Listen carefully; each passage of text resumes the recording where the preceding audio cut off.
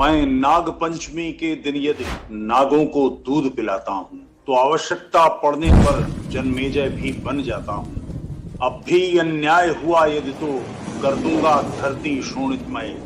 हिंदू जीवन, हिंदू तन मन, रग रग हिंदू मेरा परिचय। जय हिंदू राष्ट्र।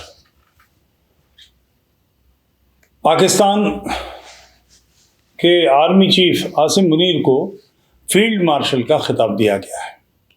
फील्ड मार्शल बड़ा रेयर मिलने वाला है भारत के संदर्भ में। मानेक शॉ, जिन्होंने 1971 में बांग्लादेश बनाने में पाकिस्तान की सर्वतोभावेन परिपूर्ण पराजय सुनिश्चित करने में योगदान दिया था, उनके बारे में कई अलग चीज़ें भी हैं। लोग उनकी कई बातों से असहमत भी हैं, मगर ये सब तो होता है। फिर भी उस विजय को फाइनल कहा जा सकता है, इसलिए कि पाकिस्तान के 2 टुकड़े हो गए और ढाका में ही 93,000 और शेष ऐसे 1 लाख के आसपास सैनिकों का आत्मसमर्पण हुआ। लेफ्टिनेंट जनरल मुनीर नियाजी, वो उनके नेतृत्व में आत्मसमर्पण हुआ। और कुछ लोग ये कहते हैं, और ठीक है, लोग कहते हैं तो फिर ठीक ही कहते होंगे, कि 1971 का युद्ध आर्थिक रूप से भारत के पक्ष में रहा।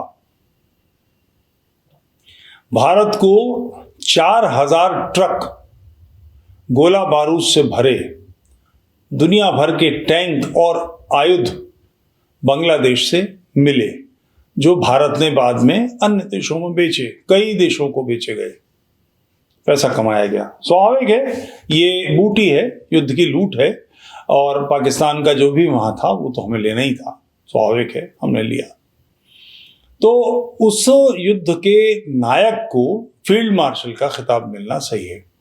आसिम मुनीर ने ऐसा कौन सा तोप चलाई है इनके काल में? तो अभी का जो युद्ध हुआ है 5 दिन का, इसको लेकर ही कुछ कहा जा सकता है। पाकिस्तान के मुख्य जो एरोड्रोम्स हैं, हवाई पट्टियां हैं, जो सैनिक हवाई पट्टियां हैं, वो ध्वस्त कर दी गई। इसकी जानकारी हम क्या देंगे? हम तो नैरेटिव सेट करेंगे। पाकिस्तान ये कहेगा कि भारत झूठ बोल रहा है, मगर क्या वॉशिंगटन पोस्ट भी झूठ बोल रहा है? न्यूयॉर्क टाइम्स भी झूठ बोल रहा है? अमेरिका के, यूरोप के अखबार इतने बड़े और इतने समृद्ध हैं कि उनके अपने सैटेलाइट हैं। उन्होंने वो सैटेलाइट पाकिस्तान के ऊपर केंद्रित किए हुए थे। उन्होंने फोटोग्राफ से बताया कि युद्ध के बाद, हमले के बाद और हमले से पहले इतना इतना नुकसान हुआ। पाकिस्तान ने क्लेम किया भारत को नुकसान, मगर भारत को तो नुकसान नहीं हुआ। उन्होंने फोटोग्राफ छापे कि पहले ये थे, अब ये थे, ऐसा कुछ नहीं। मगर और साथ साथ ऐसे क्षेत्र में जहां ये माना जाता है कि एटॉमिक वेपन थे, वहां से एटॉमिक रिसाव हो रहा है, उसे भी भारत ने निशाना बना लिया, हंगामा मचा हुआ है। मगर नैरेटिव सेट करना है कि इस युद्ध में पाकिस्तान ने अप्रतिम वीरता दिखाई नहीं दिखाई, ये तो अखबारों से पता लग रहा है दुनिया भर के, मगर पाकिस्तान में तो नैरेटिव बनाना है ना। तो अगर पाकिस्तान की सेना ने अप्रतिम वीरता दिखाई तो इसका पुरस्कार मिलना चाहिए ना, तिलक होना चाहिए लंबा, नाक से लेके माथे तक काटना। वो किसका होगा? आसिम मुनीर को दिया गया। ये वो आसिम मुनीर हैं कि जिनके बारे में कहा जाता है कि वो अंतर्ध्यान हो गए हैं, युद्ध के समय पता नहीं लगा वो कहाँ निकल गए। ऐसे नैरेटिव सेट करने से, फेक नैरेटिव सेट करने से क्या मिलता है किसी को?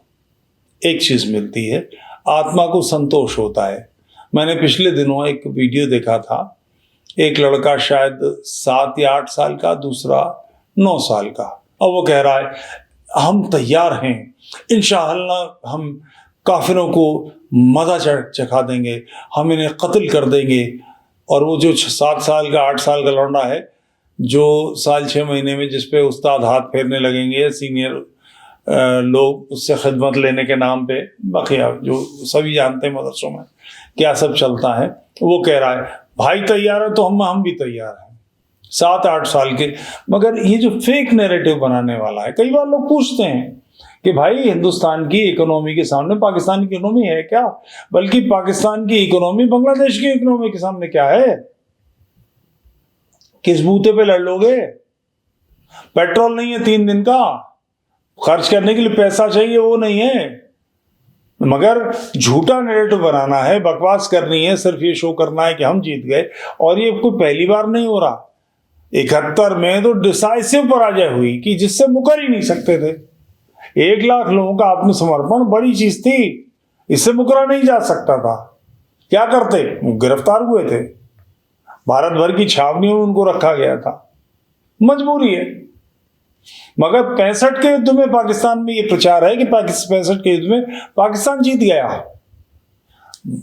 50 मोर्चे, 10 मोर्चे, 20 मोर्चे पर लड़ाई हो रही है, तो 1 मोर्चा 2 मोर्चे ऐसे भी हो सकते हैं जिसमें भारतीय सेना पीछे हटी हो, पाकिस्तानी जोरदारी से लड़े हों, और वो कोई बड़ी बात नहीं है। इसलिए बड़ी बात नहीं कि हमारे ही लोग तो हैं। पाकिस्तान की सेना में जो कन्वर्टेड राजपूत हैं वही तो सबसे ज्यादा दुर्धर्ष लड़ाके हैं तो हमारा ही रक्त। तो उनके हाथ में हमारे 2 टैंक आ गए, या 2-4 टैंक पड़ गए, या 2-4 तोपें पड़ गई। तो जैसे भारत के विभिन्न चौराहों पर सैनिक स्कंधावारों में, कैंटोनमेंट्स के बाहर पाकिस्तान के टैंक खड़े हैं, और एक फर्क देखिएगा, भारतीय टैंक होगा तो उसकी नाल ऊपर होगी, तोपखाना होगा तो उसकी नाल ऊपर होगी, पाकिस्तान होगा तो उसकी नाल नीचे होगी, इसके टैंक की नाल नीचे होगी। इससे इसी से पता लग जाएगा। भारत भर की छावनियों के बाहर पाकिस्तान के टैंक, पाकिस्तान के विमान, पाकिस्तान के तोपखाने रखे हुए हैं ना। ये इस बात का प्रतीक है, प्रमाण है कि हमने विजय प्राप्त की। तो ऐसा छुटपुट वहां भी होगा। तो उसके आधार पर 65 की लड़ाई के बारे में पाकिस्तान में यह पढ़ाया जाता है कि 65 की लड़ाई में पाकिस्तान जीता था। वो तो 71 में बिल्कुल तबीयत से कटीलावास हुआ, दूर तक और देर तक, तो कुछ कह भी नहीं सकते। आप यही तो करोगे ना, चीख नहीं मारोगे, हल्ला नहीं करोगे, मगर मांस तो हुआ, उसका प्रमाण बांग्लादेश है, उससे मुकर नहीं सकते। तो अब इस लड़ाई को भी इस तरह से पोर्ट्रे किया जा रहा है कि पाकिस्तान जीता है, तो उसके प्रमाण के रूप में आसिम मुनीर को फील्ड मार्शल का खिताब दिया जा रहा है। भटियारी की स्थिति ऐसी है कि अब वो कुछ कह भी नहीं सकती कि भटियार खाना चलाना है, क्योंकि आप जिस शेर पर सवार कर दिया आपने पाकिस्तान की जनता को, वो जनता अब आपसे परिणाम चाहती है। उस परिणाम के लिए क्या करना पड़ेगा इससे कोई मतलब नहीं। आपने दीन घुसड़ दिया फौज में, जियाउल हक ने ये सारा काम किया था।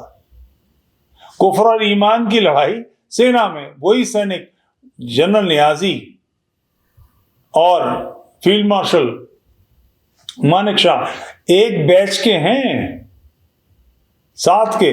उनकी मोटरसाइकिल जनरल नियाजी ले गए थे, पैसे नहीं दिए, पैसे उन्होंने कहा मैं दूंगा, बाद में नहीं दिए। तो जिसपे मानेक शाह ने मजाक में कहा उसने मेरी मोटरसाइकिल के पैसे नहीं दिए, मैंने उससे उसका आधा मुल्क ले लिया।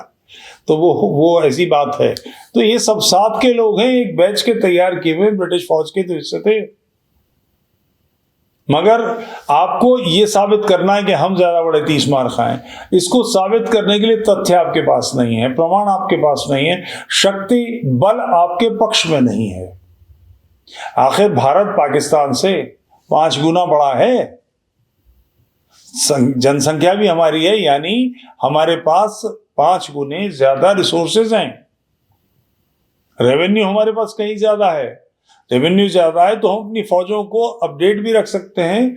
वो तो बीच में इन कमबख्तों का, इटालवी चुड़ैल का और सबका काल ऐसा रहा है कि सारा पैसा जेब में रखा गया, कोई हथियार नहीं लिए गए। मोदी सरकार आई है तो उसने अच्छे शस्त्र लिए, भारत की सेना को सन्नद्ध किया। परिणाम ये निकला कि इस युद्ध में जितना उन्होंने गोला बारूद फेंका, मिसाइल फेंके, वो सब टपका लिए गए। छुटपुट 1-2 जम्मू में गिने, बाकी कुछ नहीं हो पाया, जबकि हमारे सीधे पहुंच गए। इसलिए पहुंचे ना कि वो सब सामान खरीदा। तो ऐसे देश से भिड़ना जिसका बल आपके पक्ष में नहीं जाता, आपके विरोध में जा रहा है, उससे क्यों लड़ना? मगर नहीं लड़ना तो फिर पाकिस्तान बनाया क्यों? ये तो कुफ्र और ईमान पाकिस्तान का मतलब क्या, ला इलाहा इल्लल्लाह करके बनाया गया। और गांधी जैसे, गांधी कहते हुए कलेजा मुंह को आता है। एक कायर के लिए एक शब्द है ना उत्तर प्रदेश का, पांडु जैसा, तो महात्मा वो वैसा आदमी। इसने देश की दुर्गत की, हिंदुओं की दुर्गत की, और उसके चेले चाटे नेहरू इत्यादि, ये सारे के सारे लोग देश की दुर्गति के पक्ष में थे, इस्लाम के एजेंट थे, इस्लाम के चाटुकार थे। भारत का विभाजन कराया इन्होंने और कांग्रेस ने इसको स्वीकार किया, इसकी व्यवस्था की। तो ये दुर्भाग्यपूर्ण है। तो अगर इस कुफ्र ईमान की लड़ाई या इसकी बात नहीं करेंगे तो फिर पाकिस्तान के अस्तित्व पर प्रश्न लग जाता है। इस अस्तित्व को बचाए रखने के लिए आसिम मुनीर जैसे भगोड़े को फील्ड मार्शल बनाया गया है। जय हिंद।